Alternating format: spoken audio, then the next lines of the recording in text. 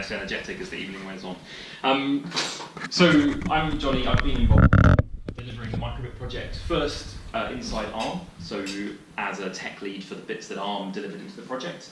The microbit was a very large collaborative project, and now I'm seconded from ARM, so ARM's essentially still paying my salary, but they're paying my salary for me to work in the Microbit Foundation, which is a not-for-profit organisation whose job it is to be the custodians, as it were, of microbit and take it forward.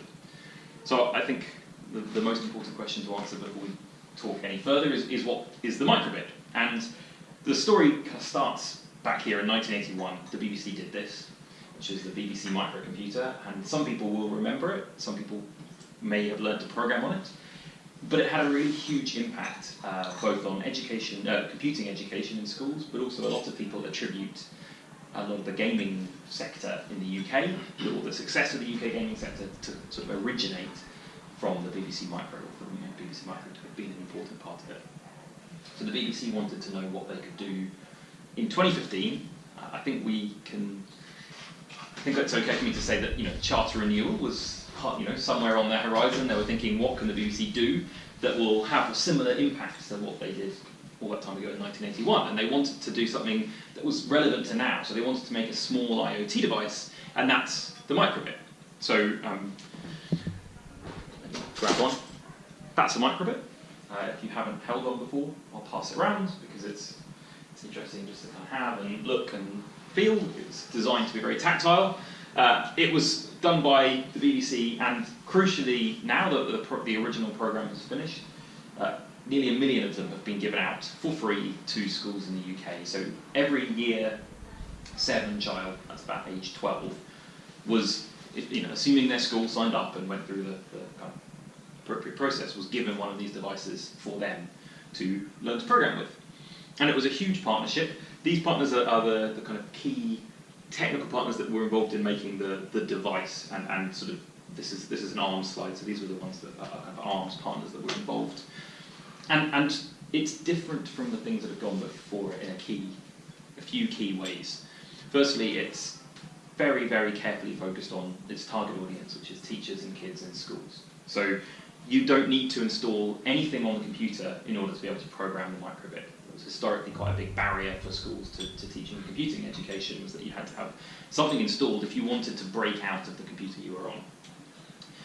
It has a radio, so it can communicate wirelessly with other devices, either mobile phones or other microbits. And again, that's something that really opens up a world of possibilities for kids. It makes it from being just a computing device to a social device as well. It lasts for a very long time on battery. Actually, if you play your cards right, you can make it last years on battery. If you're prepared to cut a track on the board, you can make it last really, really a long time. And it's very easy to connect to other things. And finally, it's got built-in motion sensors. So I'm actually using a microbit as my presentation remote, because it can be a radio, it can be a sensor. And it's now available in the UK for, if you buy a microbit in a box with a kit, it's about £15 delivered. But if you're a government and you want to buy 100,000 of them for your school kids, then you'll be paying around £10 each for these microbits. And what we're at the Microbit Foundation doing at the moment is trying to take the program as it was run in the UK and work out how to modify that for different countries, different regions, different educational goals. So let's look a bit more closely at the device. It's got this 5x5 LED matrix on the front, and that is, to all intents and purposes, a screen. When the BBC said originally 25 LEDs, that's the screen, it seemed a bit ridiculous, but once you start playing with the device, you get to realise that actually there's something really beautifully essential about that. It's about the minimum that you can have to be a screen, but you can scroll messages across it, you can draw little pictures, and especially if you know what the picture is, then you can easily identify it. So it's good if you told it to show an umbrella, then you go, oh yeah, that is an umbrella. And then the other kind of key interaction, 2 buttons. Then these kind of big round holes are digital and analog I/O, and you can give it external power supply. So the holes are the right size for what we call in labs banana plugs, and the pads are designed for crocodile clips. So it's very kind of lab and school focused. And that bit along the bottom is an edge connector, which we'll come to later. A redundant animation, and we'll look at the back of the board. So this slide, the BBC had a kind of whole range of different designers in, and that real clear focus on design is one of the other things that I think separates microbit from some of the things. New person? Yeah.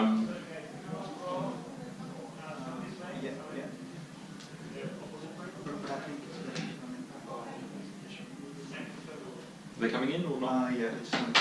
Okay, cool.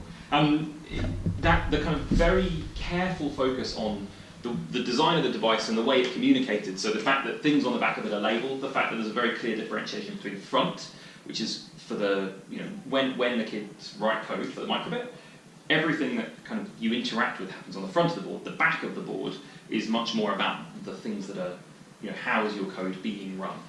So we've got the USB port, which is how you program it. You've got the reset button.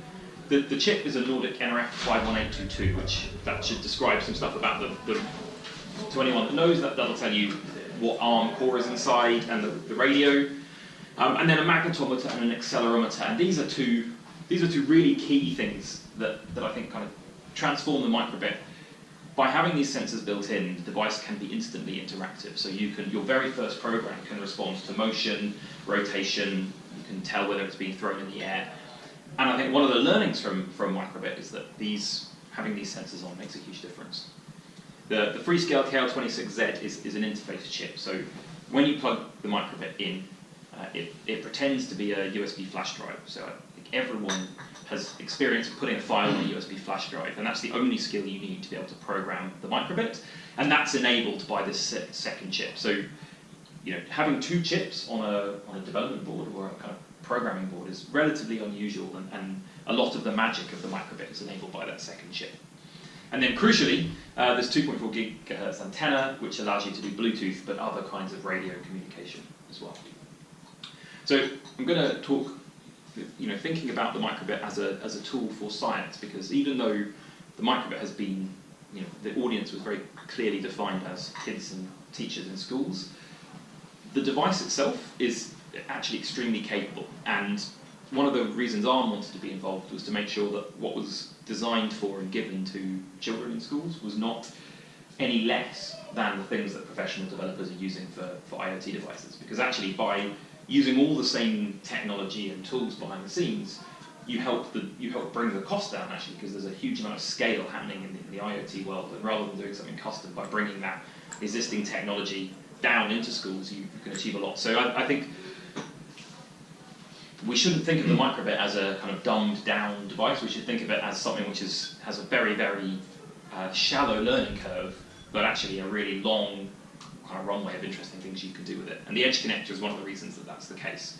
Because every one of those little kind of pins, we call them, can be connected to something else, and you can plug it into what we call the edge connector, which is got one here. So this is still in its packaging. This is an example. I'll pass this around. This is an example of kind of an edge connector with a breadboard on for breakout to plug other things in and do some experimentation. So you can unwrap that if you want. But I picked a kind of few interesting sensors that are available because I was thinking about, again, the kinds of things that might help you automate a lab or conduct experiments, or that are just, show the ability to even create custom sensors if you need to do specific stuff. So moisture, water or liquid pump, temperature sensing. This one's actually a pressure sensor. Then we've got infrared and servo motors. So you can do arbitrary motion and mechanical design. Broadly speaking, if you can electrically sense something, then you can use the microbit to log, respond to, and transmit that information. And now I've been talking about how kind of easy it is to code. Here's a picture of our code page on microbit.org, and we've got there are about 10 different ways that you can program the microbit. But to start people off, we show them two. One of them is called it's now called Microsoft Make Code, and that is an online environment which starts with dragging and dropping blocks, but lets you go convert that into JavaScript, which is the same language that lots of websites are written in, and you can run it on servers and in the browser. Or Python, which is another incredibly popular language for building kind of web tools, experimental data, computational programming. it gets used everywhere. It's very, very popular. So we have these kind of two as our main two that we provide people with. But actually, you can also program in C and C++. You can program in different kinds of JavaScript. You can program it in Arduino if you want. So there are lots of options. And the thing that enables this is this architecture where a script gets generated online. The interface chip allows you to program it to the target, we call it. So I don't think I'll dwell on these things for now. There's one thing that I think for those in the room that have studied any computer science, I think is really interesting. Typically, when you're programming a device like a small IoT device, you'll start with your code, C code, and you'll have a compiler, which have historically been kind of quite large, complicated pieces of software that understand what your code is trying to do and convert it from something that's human readable to something that's machine readable. And those are, the compiler, typically installing the compiler has been one of the hardest things in programming. One of the things that Microsoft did for microbit to make it easier to deploy and easier to work in schools was rewrote a section of the compiler so it could run in the browser. And that's something that I don't think there are many examples of kind of deployed products where compilation happens in the browser. But it's very nice from the point of view of kind of scale. If you imagine, we had, before Microsoft invented this, every time you wanted to write a program for the microbit, you had to send your code to a server, which was run by ARM, and ARM would compile it and give you back your machine-readable code. And we had nightmares about 800,000 children all at once on a Monday at 9 a.m. clicking compile and everything falling over. So this is not only a kind of nice bit of technical work, it's also a really nice example of how if you just slightly change the architecture of something, you can remove a whole range of problems. So because the compilation happens in the user's browser now, we don't need to worry about the number that are using it at any time. It's very robust. And there's a really good, if anyone's interested in this, there's a really good blog post called Touch Developed in 208 Bits by the guy who wrote this compiler that explains how he thought about it. Actually, he was inspired by the way the Python editor was working, which is doing something very similar, and so built this. So here's a screenshot of the way the microbit online editor works, and I think rather than using we're going to look quickly at the screenshot. You've got a simulator over here. This is really important for actually helping kids quickly engage. The simulator lets you try things. You can click the buttons on the device, and the simulator will simulate what would happen if you actually put it on the microbit. And we see in the stats, we see that typically for every one time that the kid compiles something and puts it on the microbit, they'll do 5 runs on the simulator first. So this is really helping them kind of iterate quickly. So you'll make a change, run it on the simulator, make a change, run it on the simulator, 5 of those, and then you'll go, okay, I'm ready to put it on the device now. And you can see here you can do music, you can do icons, you can do text, and then you drag and drop it. So let's actually let's do an example.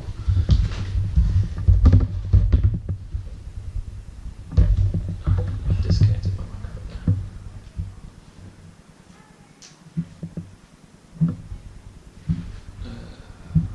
Right.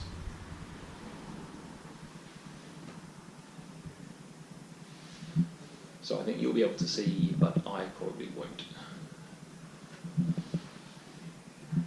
How's that for kind of reading the text? Feasible? Okay, so let's create a new project. And one of the kind of first things that people typically do with this is they'll say, I like on shake. We'll show an icon, less clicking. We'll show a heart. And when we start, we will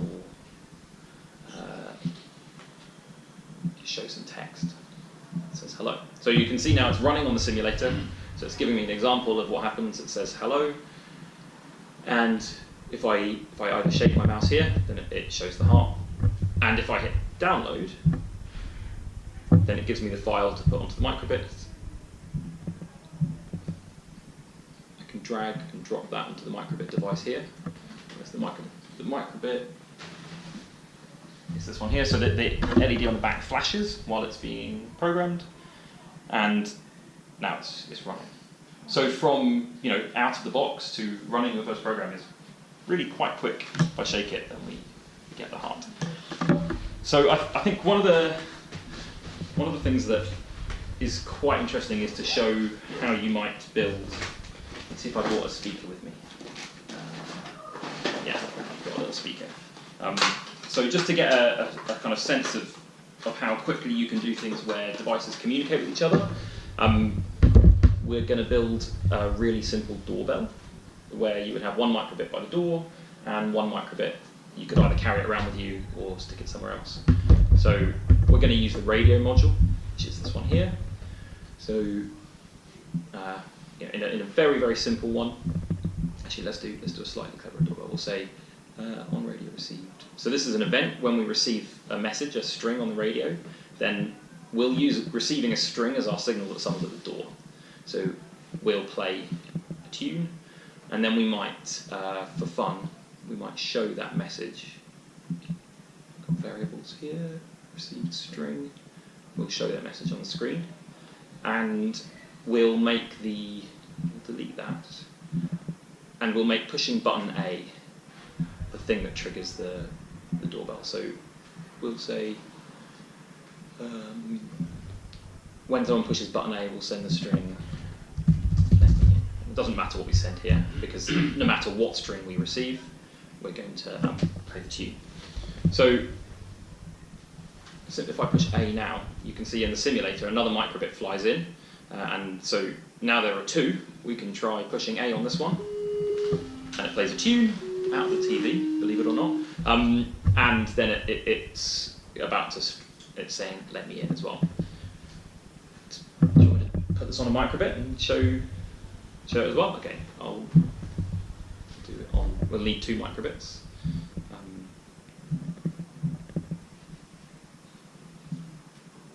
So that could be the first one. And you'll see that in the simulator there, it's also given us a little diagram of how to connect our speaker. So we've got a hint for what we want to do with the speaker as well. The one gotcha here is that my speaker may not have any battery. Let's see, appears to have some. In fact, I'm going to give this task to someone else who wants to be my microbit speaker connector. Go on, you can do it. You've got a picture there. And that's, I'll give you a battery back in a moment. Meanwhile, we'll stick another microbit in.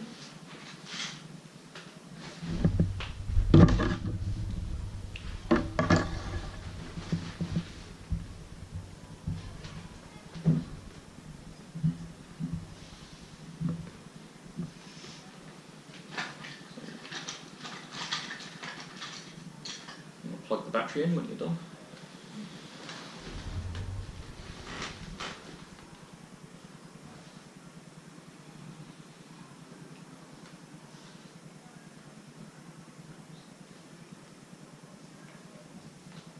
So, did that say hello?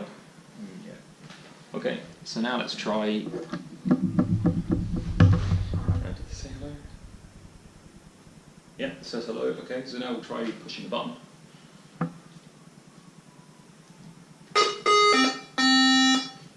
Right. Very good. Yeah. So there may be a loose connection there, but in quite a small amount of time, we've built something that is potentially actually useful. It's not just a. I mean, it is a cheap trick, but it's also it's also potentially it's the beginnings of something that you could use as an alarm, as a different. We only need to think about how we might change this button. So if we instead use the pins on the microbit or change to the acceleration of the microbit, then we can think about the way what we're doing here. So let's jump back to the presentation. Great. So that was the online editing experience, and that's great. It's a really good way to get started, but ultimately for people who are more experienced programmers, dragging and dropping blocks around is always going to feel like it's getting in your way, and so that's not the only way that you can develop on microbit. You can use a whole host of editors. One of the most sort of pared down, and again, thinking about this focus on what does your audience need, how should they be provided for, is this editor called Mu. And this is very popular with teachers who already are teaching Python in schools and want something that doesn't rely on the internet, and also doesn't necessarily need the kids to drag and drop to program. So there's a really nice, the other nice thing about Mu is it's based on Python. So I said before we were compiling a program which basically takes the code, turns it into something that the computer can understand and puts it on. But it's not dynamic. Once you've put the program on, that's the only program on the microbit. Python on the microbit is quite different because the ability to interpret the code goes on the microbit and then the code goes on the microbit. And rather than compiling something and running it, you actually have the interpreter, which is reading your code sort of almost line by line and then executing it. And you can actually, you can then talk to the microbit live and kind of explore it. So I'm going to start by putting, oh, you can't see my screen. Is any of that readable? No. Okay, let's drop the resolution. You can increase the font size. How?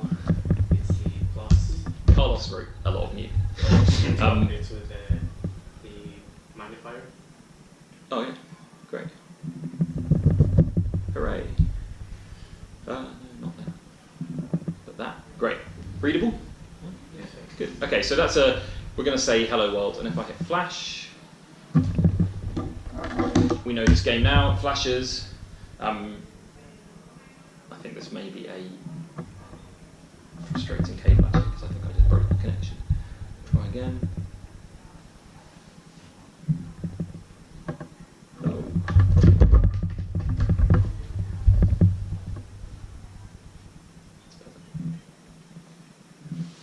I'm going to keep very still because this is the cable that I wrap up in my bag and is now getting a bit flaky. Right, so that's saying hello. But the more fun thing about using Python is that if I leave that there, I can now interact with, well, should be able to interact unless I've disconnected it again with my cable.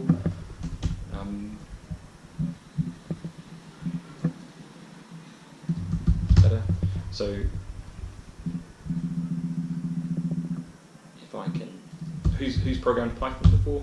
Anyone?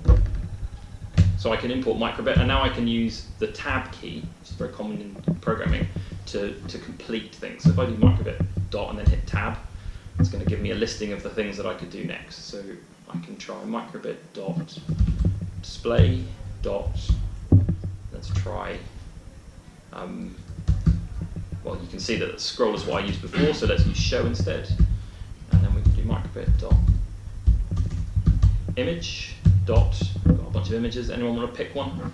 Umbrella. Okay. There we go, hooray. So, is that recognisably an umbrella? Oh!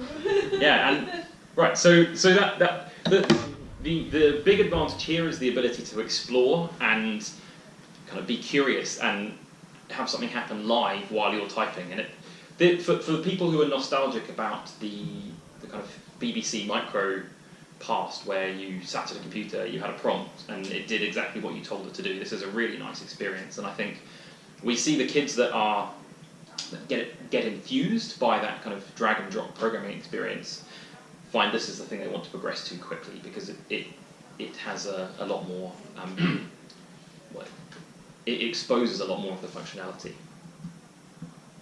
Okay, back to presentation.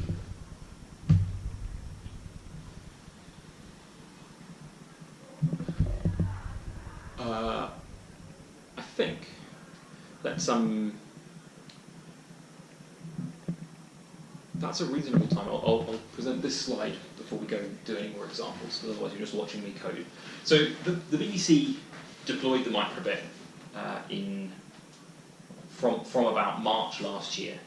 So this was presented in October. This was the initial results they had, and we'd seen 13 million visitors to the website, 10 million simulator runs, and 2 million compiles where people actually put code on the device. So that's actually, to be honest, a lot more than anyone expected. And one of the really nice stats is a lot of thought was given in the development of the microbit to how to make a device that didn't feel like a kind of geeky, boyish coding device. And the physical design of the microbit was very carefully thought about to appeal to a very wide range of groups, and not just people that had already thought they might engage with computer science, and that worked. So if you asked, they did a study, they asked girls who hadn't used the microbit, do you think you'll do ICT at your next level, GCSE? And only 23% of them thought they would. That same cohort, after using the microbit, 39% of them said they would consider taking, or in fact, I think that they were planning on taking ICT. So there was a really nice impact in terms of the broadening the range of people thinking about computer science. And that's, for a company like ARM, that's one of the reasons that we were involved in the microbit originally. We think it's very important to kind of build and hire diverse teams, and it's always very difficult to hire diverse teams. In the Microbit Foundation, we just put a job spec out for a website tech lead. I had 46 applicants, and they were all men.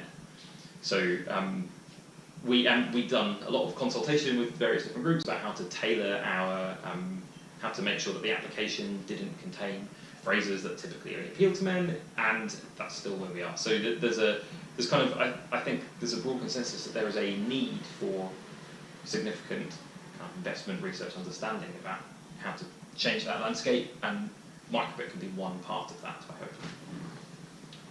So that was the kind of original BBC rollout. You've seen it begin to work. I think that's probably a good time to start with a few questions, and then there are two other bits of content that I can present, or we can kind of be more discursive about the possible applications for microbit in scientific contexts as well, if that's what you prefer. But the two other bits are, we recently thought about microbit and its potential as a tool for meeting the Sustainable Development Goals. So the UN has put together a set of 17 kind of goals to meet in 2030 for having basically a better world. And one of the reasons microbit looked at this was that children are often very engaged by these social concerns. It's something that, and especially kind of, it turns out to be a good way to engage people that might not otherwise have thought computer science was for them, is to present the broad social problems that you might be able to solve with technology. So we're looking at the Sustainable Development Goals and done a little bit of thinking about that, and then the other thing that is we can talk about, or I can present on, is some of the lessons that we learned from an engineering point of view, going through the design process with the BBC and the partners. But let's pause for questions. How durable is it? 'Cause it doesn't seem very durable from when you hold it. It's really pretty good. So the early iterations of the device were a little bit more sensitive than the current ones are to electric shocks from kids' hands. So in terms of damaged microbits, by far the majority are things that have been damaged by shocks. The device itself, in terms of, so the BBC did a huge amount they did something called highly accelerated life testing when they were building the device, which means putting it through a washing machine, dropping it on a concrete floor 100 times. What's the other one? They spin it around a lot, not just in a washer, they put it in a kind of basically like a tumble dryer that isn't a tumble dryer, and spin it. And the only thing, the thing that was most vulnerable to those tests was the battery holder. So the battery holder, it's very common for the battery holder to fall apart and the batteries to come out. But actually, and the other thing that's a little bit vulnerable are some of the components ended up quite close